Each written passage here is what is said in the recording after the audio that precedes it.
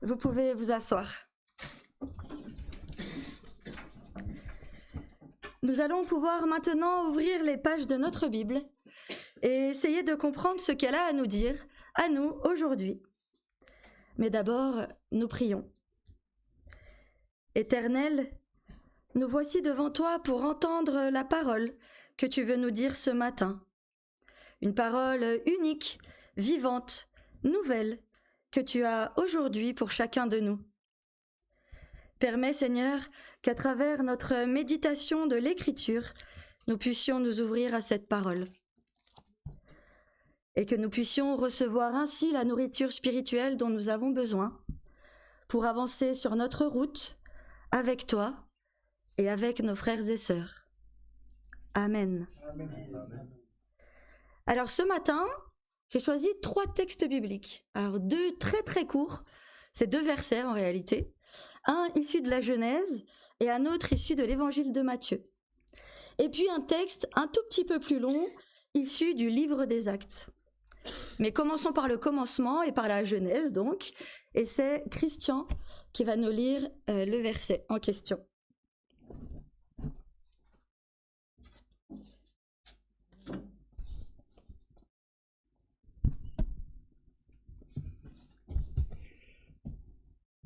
L'Éternel Dieu prit l'homme et le plaça dans le jardin d'Éden pour le cultiver et pour le garder. Recherchez d'abord le royaume de Dieu et la justice de Dieu. C'est tout.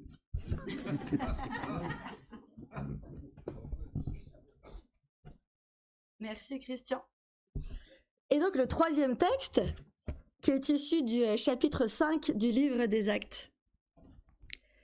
Beaucoup de signes miraculeux et de prodiges se faisaient au milieu du peuple par l'intermédiaire des apôtres. Ils se tenaient tous d'un commun accord au portique de Salomon. Personne d'autre n'osait se joindre à eux, mais le peuple les tenait en grande estime. Le nombre de ceux qui croyaient au Seigneur, hommes et femmes, augmentait de plus en plus. On en venait à sortir les malades dans les rues et à les placer sur des civières et des brancards afin que, lorsque Pierre passerait, son ombre au moins couvre l'un d'eux. Une foule de gens accourait aussi des villes voisines vers Jérusalem. Ils amenaient des malades et des personnes tourmentées par des esprits impurs, et tous étaient guéris. Alors, le grand prêtre et tous ceux qui étaient avec lui, c'est-à-dire le parti des Sadducéens, se levèrent remplis de jalousie. Ils firent arrêter les apôtres et les jetèrent dans la prison. Mais pendant la nuit, un ange du Seigneur ouvrit les portes de la prison, les fit sortir et leur dit : « Allez-y, tenez-vous dans le temple et annoncez au peuple toutes les paroles de la vie nouvelle. » Après avoir entendu cela, ils entrèrent de bonne heure dans le temple et se mirent à enseigner.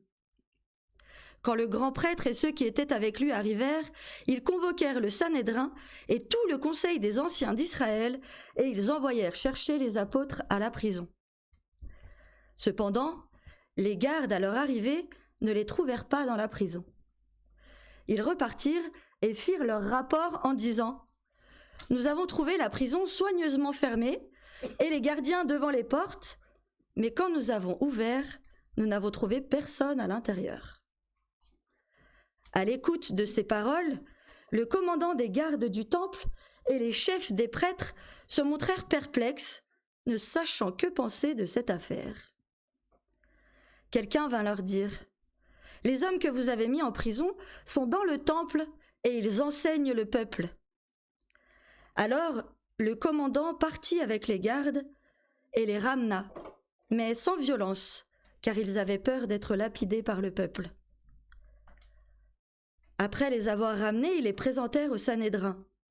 Le grand prêtre les interrogea en disant : « Nous vous avions formellement interdit d'enseigner en ce nom-là, et voilà que vous avez rempli Jérusalem de votre enseignement et que vous voulez faire retomber sur nous le sang de cet homme. » Pierre et les apôtres répondirent : « Il faut obéir à Dieu plutôt qu'aux hommes. » Amen. Amen. Seigneur, ta parole est la vérité. enduis-nous, éclaire-nous, sanctifie-nous par la vérité. Amen. Et nous chantons le cantique 2203, aux lois de Dieu, prêtons l'oreille.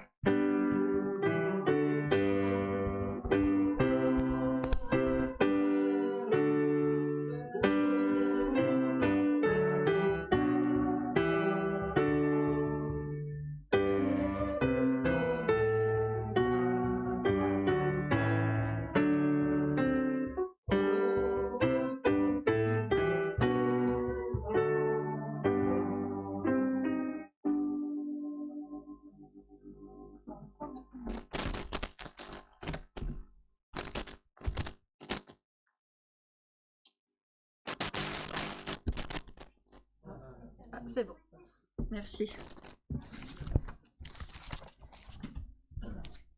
Mes chers frères et sœurs, dans le livre de la Genèse qui ouvre notre Bible, les lecteurs attentifs remarquent souvent qu'il existe en réalité 2 récits de la création. Un premier, tout d'abord, magnifique poème, raconte comment Dieu, par la parole, limite le chaos originel pour organiser un espace propre à la vie bonne. Il crée la terre et les cieux, puis donne à la première, la terre, la capacité, la fécondité de faire émerger d'elle-même la vie végétale. Dieu crée alors l'humanité à son image et à sa ressemblance, c'est-à-dire que son être même vise à refléter quelque chose de Dieu dans le monde. Ce statut particulier dans la création lui donne donc des prérogatives. Celle de conquérir la terre, c'est le verbe kabash en hébreu, qui veut dire mettre le pied sur quelque chose. Conquérir en réalité, conquérir une terre. Ça exprime donc une certaine violence, mine de rien. Quand on conquiert quelque chose, il y a une petite idée de violence. Donc celle de conquérir la terre, mais aussi de gouverner le règne animal. Dans le deuxième récit, cette fois-ci, qui est en réalité le plus ancien des 2, eh bien, des détails nous sont donnés sur la manière dont l'humanité est créée. Elle aussi, comme l'herbe, comme les arbres, comme les animaux, eh bien, elle aussi a bénéficié de la chaîne de fécondité initiée par Dieu. L'humain, tout d'abord, l'humanité, puis l'homme et la femme, ensuite, sont alors instaurés, nous dit le texte, pour avad et shamar la création. Alors, le mot avad, en réalité, c'est hyper intéressant, parce qu'en hébreu, le mot avad, et pas arabe, mais hébreu, veut dire travailler, mais surtout, il veut dire servir. Un éved, par exemple, dans la Bible, eh bien, c'est un serviteur. Quant à shamar, eh bien, cela signifie garder, mais dans le sens de protéger, faire attention à. Ainsi, dès le départ, dès les temps les plus anciens, la vocation humaine est donc de se mettre au service. Ici, évidemment, le service n'est pas servitude, mais responsabilité confiée. Mais alors, quel est celui des deux textes que nous devons considérer le plus? Celui qui fait de l'homme un conquérant ou bien celui qui fait de l'homme un serviteur? Eh bien, les deux en réalité, car il n'y a pas ici contradiction. En vérité, quiconque a déjà travaillé la terre sait combien il en va parfois d'une lutte, d'un effort continu pour parvenir à la rendre un tant soit peu féconde, et on sait aussi combien la terre peut parfois se montrer instable, voire dangereuse. On a tous entendu parler des inondations, des séismes ou des éruptions volcaniques. Alors, comme allié de Dieu dans cette quête de repousser sans cesse le chaos et de maintenir l'harmonie, le shalom, cette harmonie totale et complète, eh bien, il en va en vérité d'une conquête. D'une conquête non pas basée sur la violence, mais d'une conquête basée sur le service et la responsabilité. Une conquête qui ne détruit pas, mais qui organise, qui gère, qui garde et qui protège. Alors, dans cette chaîne de fécondité qui va de Dieu aux hommes, nous pouvons lire en toutes lettres dans le texte biblique que nous faisons nous-mêmes partie intégrante de la création. Nous ne sommes pas en dehors d'eux, mais au milieu d'eux. Et nous avons cette responsabilité donnée par Dieu lui-même de nous faire serviteurs, c'est-à-dire travailleurs responsables. Travailleurs responsables du maintien de l'harmonie originelle.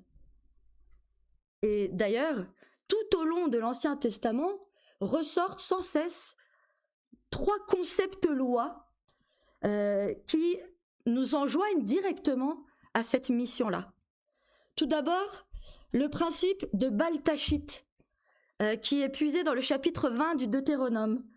Celui-là nous interdit de détruire ou de gaspiller inutilement ou déraisonnablement les ressources de la terre. Ça nous est interdit. Et puis, le principe de Tikkun Olam, de réparation du monde, qui insiste sur notre responsabilité morale envers la création et qui prévoit explicitement le repos de la terre tous les 7 ans, la Shemitah.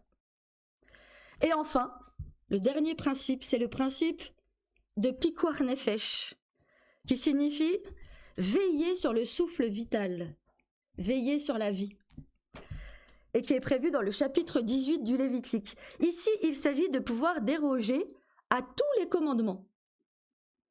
Donc on a le droit de déroger à tous les commandements dès lors que la vie, présente ou future, est menacée. Voilà pourquoi, mes chers frères et sœurs, il est de notre devoir, en tant que chrétiens, d'agir à la fois pour préserver l'harmonie dans le monde, mais aussi pour faire reculer le chaos. Aujourd'hui, environ 85% de la population mondiale reconnaît l'existence du changement climatique et son sérieux. C'est déjà fantastique. Et beaucoup d'hommes et de femmes de tous les âges du monde entier se mobilisent déjà pour faire avancer la cause à leur échelle, en triant, en renonçant à prendre l'avion, en prenant le vélo ou en recyclant leur matériel. Et tous ces gens-là font leur part. Pourtant, aujourd'hui, force est de reconnaître que ce n'est pas assez et que les pires scénarios se profilent à l'horizon, voire pour certains sont déjà là. Car en vérité, la pollution et l'effondrement de la biodiversité ne sont pas de notre fait à nous. Pour vous donner un exemple, aujourd'hui, les plus pauvres d'entre nous rejettent en moyenne 5 tonnes de CO2 par personne et par an, contre 25 tonnes par personne et par an pour les 1% les plus riches de la planète. Et comme si ça ne suffisait pas, il se trouve qu'à peu près 80% des décisions publiques, c'est-à-dire des politiques qui vont être mises en œuvre dans le domaine environnemental, eh bien 80% de ces décisions sont en réalité orientées par les 10% les plus riches de l'élite économique qui n'ont en réalité aucun intérêt à renoncer à leur modèle de croissance. Alors, que faire ? Que faire lorsque les élites font avancer le chaos ? Que pouvons-nous faire, nous, à notre échelle ? Eh bien, la solution, comme toujours, elle se trouve là. Elle se trouve là, dans la Bible, et plus précisément dans ce passage des Actes que nous venons de lire. L'évangile de Luc, comme vous le savez sûrement, se termine là où le livre des Actes commence, c'est-à-dire au moment où Jésus est enlevé au ciel et après avoir donné ses ordres, eh bien, il dit aux apôtres qu'il avait choisis ceci. Et ces ordres-là, eh bien, ils ont été écrits par les 4 évangélistes. Donc, c'est pas le fait d'un seul, c'est tous les 4 sont d'accord pour dire que Jésus a donné cet ordre-là. Il a dit, comme mon Père m'a envoyé, moi aussi, je vous envoie. Allez-y. Faites de toutes les nations des disciples et transmettez-leur, enseignez-leur à observer tout ce que je vous ai prescrit. Fidèles évidemment à cet enseignement, les apôtres décident de retourner à Jérusalem avec les femmes et la famille de Jésus, où l'Esprit Saint, cette fois, va leur ouvrir la faculté de parler en d'autres langues, c'est-à-dire en réalité la possibilité de se faire comprendre de leur prochain. Et voilà que, devant l'étonnement et les moqueries du peuple, Pierre n'a plus peur. Lui, rappelez-vous, qui avait renié le Christ 3 fois, voilà qu'il se met à témoigner de la résurrection et de la messianité de Jésus. Oui, dit-il, Jésus est bien celui que les prophètes attendaient, celui qui était annoncé par le roi David lui-même. Le cœur, vivement touché par ce discours, des milliers de personnes se convertissent alors. Ils décident de devenir disciples du Christ. Et en quoi cela consiste d'être disciple du Christ ? Eh bien, nous dit le texte, en 3 choses. D'abord, apprendre. Pour être disciple du Christ, il faut apprendre. D'abord de la bouche des apôtres, évidemment, pour ceux qui ont vécu à cette époque, mais de la Bible pour nous aussi, aujourd'hui. Cette étape nécessaire implique évidemment d'être curieux et volontaire. Il ne faut pas hésiter à poser des questions, à confronter les points de vue, à dialoguer avec les autres et aussi à faire confiance au Saint-Esprit pour nous éclairer. Pour être disciple du Christ, il faut aussi partager. Là, c'est un point essentiel pour les premières communautés qui vendaient tous leurs biens et redistribuaient l'argent récolté selon les besoins de chacun. C'est un appel à vivre simplement et à faire des autres nos prochains. Et troisièmement, pour être disciple du Christ, eh bien, il faut vivre. Et là, il y a vraiment une différence entre vivre et exister. Nous existons tous en réalité, mais seulement certains d'entre nous vivent vraiment. Parce que pour Jésus, vivre, c'est tout d'abord être dans une relation personnelle à Dieu. C'est aussi aimer. Aimer du verbe agapéo en grec, qui signifie un amour engagé, volontaire, cherchant activement le bien de l'autre. Vivre, c'est aussi trouver un chemin plein de sens, de paix et d'espérance. C'est finalement faire avancer le règne de Dieu sur terre. Le succès des apôtres allant croissant, vous imaginez bien, puisque les mêmes causes produisent les mêmes effets, voici que les autorités juives décident d'intervenir.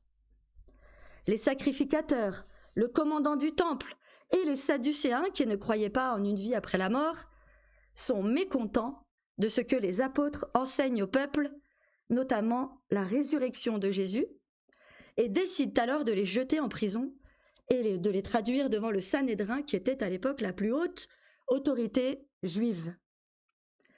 À nouveau, Pierre explique, il dénonce, il développe avec assurance ses croyances et les méfaits que ces hommes ont commis envers Jésus. Tous les représentants juifs sont hyper surpris de la manière dont cet homme du peuple, sans instruction, disent-ils, s'exprime et parle. Et donc ils décident d'interdire aux chrétiens de parler au nom de Jésus cette fois. Pourtant, dès leur libération, eh bien voilà les apôtres qui continuent à prêcher dans Jérusalem, violant clairement l'ordonnance judiciaire qui venait de leur être imposée. Le texte nous dit qu'ils faisaient beaucoup de signes parmi le peuple. Mais après la mort d'Ananias et Saphira, qui ont cherché à tromper Dieu en donnant seulement l'apparence de suivre le Christ, eh bien voilà que beaucoup n'osent plus se joindre à eux alors qu'ils les louaient de la bouche. La peur les paralysait. Seuls les désespérés, ceux qui n'avaient plus rien à perdre, les malades, les possédés, les outsiders, accouraient en masse dans l'espoir de voir leur vie transformée. Et pour la deuxième fois, les apôtres sont jetés en prison. 2 fois déjà. Cette fois, néanmoins, ils vont bénéficier de l'aide d'un ange, d'un messager de Dieu, qui va littéralement les libérer et les inciter à annoncer au peuple toutes les paroles de cette vie. Toutes les paroles de cette vie que nous avons à vivre. Dieu est bien de leur côté. Et alors c'est très intéressant ce passage, parce que le texte nous explique que lorsque le sacrificateur arrive pour les chercher dans la prison, eh bien il trouve cette prison, les grilles soigneusement fermées, et les garde tranquilles devant les portes. Personne ne s'est aperçu de rien. Et alors les apôtres se retrouvent à nouveau à Jérusalem, en train d'enseigner ce qui leur était formellement interdit. Il faut obéir à Dieu plutôt qu'aux hommes, répond Pierre. Voici donc ce qu'il disait alors qu'il était encore jeune au début de son ministère. Il faut obéir à Dieu plutôt qu'aux hommes. Pourtant, au soir de sa vie, bien plus tard, des années plus tard, alors qu'il réside à Rome, eh bien, voici ce qu'il rédige dans la première épître qui lui est attribuée, la première épître de Pierre donc. « Soyez soumis, à cause du Seigneur, à toute autorité établie parmi les hommes, soit au roi comme souverain, soit au gouverneur comme envoyé par lui pour punir les malfaiteurs et pour approuver les gens de bien. » Et c'est là justement que doit se poser la question de la soumission des chrétiens aux autorités. Devons-nous obéir à Dieu plutôt qu'aux hommes, comme le dit le jeune Pierre, ou, alors j'imagine que tout le monde me dirait évidemment, j'imagine, ou bien au vieux Pierre, voilà, au crépuscule de sa vie. Mais alors, pourquoi ce changement entre le jeune et le vieux ? Pourquoi a-t-il retourné sa veste à un moment donné ? Qu'est-ce qu'on peut comprendre aujourd'hui de cette contradiction ? Évidemment, ces questions, elles sont de la plus haute importance pour nous aujourd'hui, parce que depuis quelques années, on assiste à cette 6e extinction de masse des espèces, mais aussi au retour en force d'idées et de mouvements que nous croyons disparus pour toujours. Alors, aujourd'hui, devons-nous obéir aux autorités ou devons-nous désobéir aux autorités ? Alors, la Bible nous dit 4 choses importantes sur ce sujet. D'abord, toute autorité vient de Dieu. Voilà, point. Et donc, deuxième chose, si l'on s'oppose aux autorités, cela revient à s'opposer à Dieu.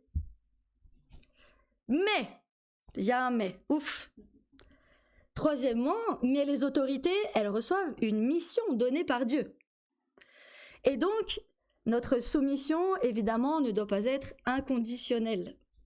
Elle est subordonnée au respect de cette mission et du projet de Dieu. Alors, à l'instar de Pierre et des apôtres, nous avons non seulement le droit de désobéir, mais aussi le devoir de ne pas nous soumettre aux autorités lorsque celles-ci nient ou défigure le projet de Dieu pour sa création. Un projet qui vise l'équilibre, on l'a dit, l'harmonie, et qui condamne toutes les formes d'injustice. Notre foi, donc, ne peut pas se limiter à une morale faite de bonnes intentions. Elle exige que nous suivions le Christ. Et lui, que nous a-t-il montré?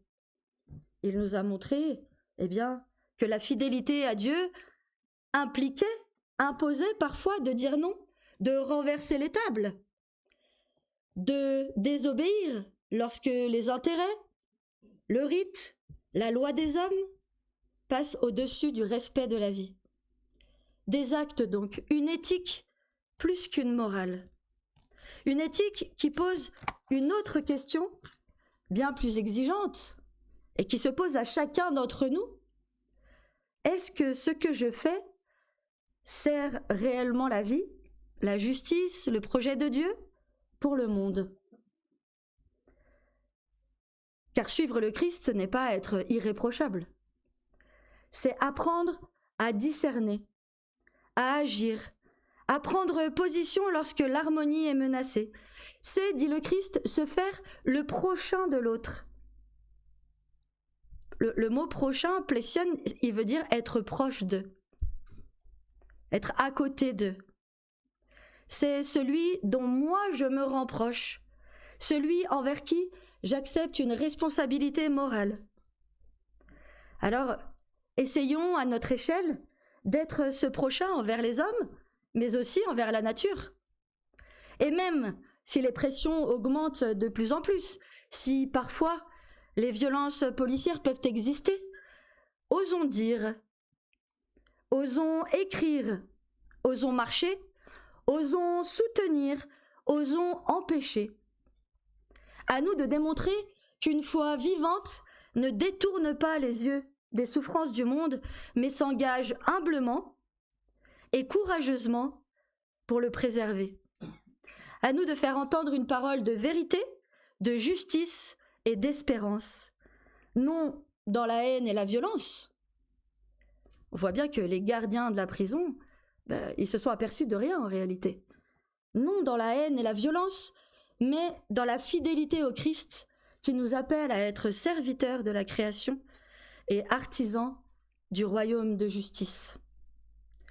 Que Dieu donc nous donne le courage de Pierre, la sagesse du discernement et la force de choisir toujours la vie plutôt que l'indifférence. Amen. Amen.